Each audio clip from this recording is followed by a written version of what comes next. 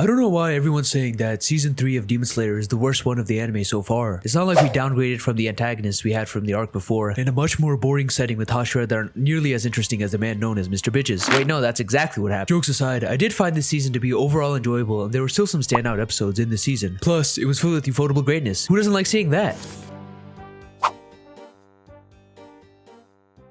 Season 3 of Demon Slayer picks up where we left off, and where most seasons of Demon Slayer leave off. Tanjiro in bed because he got the absolute shit kicked out of him last arc. Poor lad's been through it. The first episode is a whole hour long, which seems like it's becoming more and more commonplace in the industry, but that's a discussion for another day. The season starts off pretty strong as the best characters in the series, the Upper Demon Moons, are meeting at the Infinity Fortress. We get to see Akaza be the edgy boyo that he is, along with Doma, who's always entertaining on screen thanks to Miyano Mamoru's voice acting that makes him feel like someone who you want to be friends with, but also want to banish from existence. Kokoshiba also makes an appearance as well, and it's immediately apparent that he's on another level compared to the other Demon Moons. I thought the Bollywood-esque cuts that came when he introduced were a little goofy, but overall he was portrayed really well, and this did nothing but amp up my excitement for the final arc. Unfortunately, this isn't the final arc, and the interesting Demon Moons quickly disappear as we follow Tanjiro's journey to the Swordsmith Village, where, you guessed it, they make sandwiches for the course. What, you thought they made swords? That would be silly. Once Tanjiro arrives at the Swordsmith Village, which has been strategically hidden away for hundreds of years in a forest in the middle of buttfuck nowhere, he meets the two Hashira that will be the focus of the season, Tokito and Mitsuri. Tokito is the stereotypical, stone-faced, logically thinking dickhead that basically opposes Tanjiro on a fundamental level, since Tanjiro always believes in helping others, while Tokito only focuses on mitigating losses. But like Tanjiro's other once hostile adversaries, after a quick chat and a look into his eyes, Tokito's view of life begins to change, and before he knows it, he's saving the kid he had been bullying at the beginning of the season. In the manga, I didn't really care for Tokito since I didn't enjoy this arc that much in the first place, but in the anime, I found myself getting a little attached to him. His backstory, like most Pillars' backstories, is pretty brutal and was done wonderfully. I also really like how, due to the fact that he's related to Yoriichi, we got more content on what happened in the past concerning the legendary swordsman. Every time Yoriichi was on screen, it was amazing, and this season is no different. Seriously, I am so excited for him to be fleshed out later on because he's easily one of the best characters in Demon Slayer. I also really liked how Tokito's mist breathing was visually portrayed. Seeing him attack from a demon's point of view, being surrounded by mist and seeing this wee lad dash out of nowhere to take their heads with the most dull look you've ever seen in someone's eyes was great. It's easily one of my favorite looking breathing styles so far. As for the other Hashira, we have Mitsuri, who, you know, is Mitsuri. I can't really bring myself to dislike her since she's so damn sweet, and I also really like how her love breathing was animated as well. Her fight with the drum demon was stunning to watch since she was constantly climbing on the CGI serpents and attacking by hopping in between them. I've seen these kinds of storyboards get more common throughout the past couple of years in series like Jujutsu Kaisen and Black Clover, and seeing it in Demon Slayer was amazing as well. Plus, it's nice to have a Hashira that didn't have their entire family annihilated by a hungry demon McGee that ordered a few too little human McNuggets at the drive-thru at the mere age of 4. She's extremely unserious, but also very lovable due to this, along with her other assets. Yeah, y'all aren't slick. I also enjoyed Bakugenya throughout the season. I'm sorry, he gets angry and yells so much that I can't help but thinking of the exploding kiddo whenever I hear him. He already gets a 1-up from me since he's the little brother of my favorite character in the series, and seeing his backstory, you can understand how he ended up like he did. The monologues did a good job in making him not feel like some needlessly angry dickhead, and more of someone who's frustrated at the fact that they severed ties with their brother off of an overreaction. Although I don't blame him because, well, his mother was involved. Seeing Genya warm up to Tanjiro and Nezuko was really nice as well, especially considering how Genya used to act towards him. One of my favorite scenes in the season was when Genya was yelling at Tanjiro to not take his glory, just for him to be bamboozled by how utterly kind Tanjiro was. It'll never get old seeing reactions to that.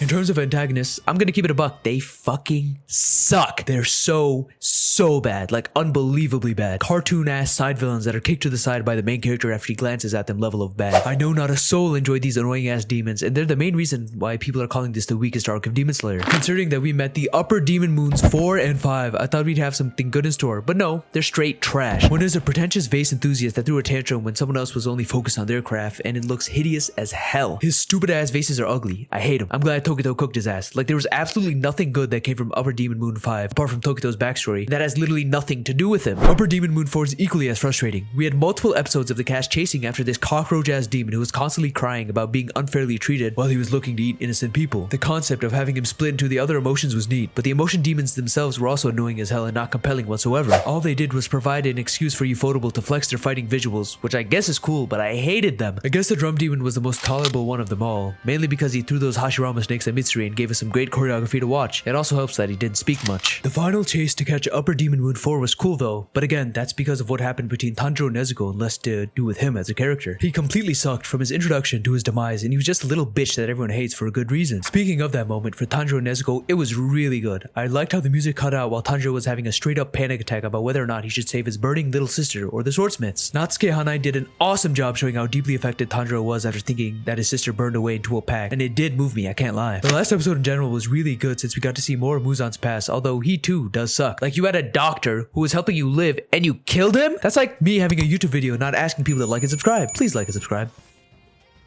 Okay, it's ufotable. It's Demon Slayer. Need I say more? There's a reason why this anime has those goofy, carried by animation labels because it looks really good. Ufotable's compositing showed once again why it's the best in the business, and their CGI integration and camera movement proved to be masterful time and time again. From the Infinity Fortress to Mitsui Serpent fight, the music was wonderful as always, with Yuki Kadra leading the helm and giving us more iconic tracks. From the intense combat themes to the magical song we got when Nezuko was standing in the sun, it was all incredible. She truly is one of the greatest to ever do it. Before this video ends, one more nitpick. What's up with Tanjiro describing everything that's going on the screen? His sword will be on fire and he'll have a monologue saying his sword is on fire 50 times. Dude, I have eyes. Stop acting like Paimon to fill out time. So what did you guys think of Demon Slayer's newest season? Did you guys heavily prefer season 2 or were they around the same for you? Let me know down below. If you have any other anime suggestions for me, let me know as well and I'll try to watch them. Have a wonderful day.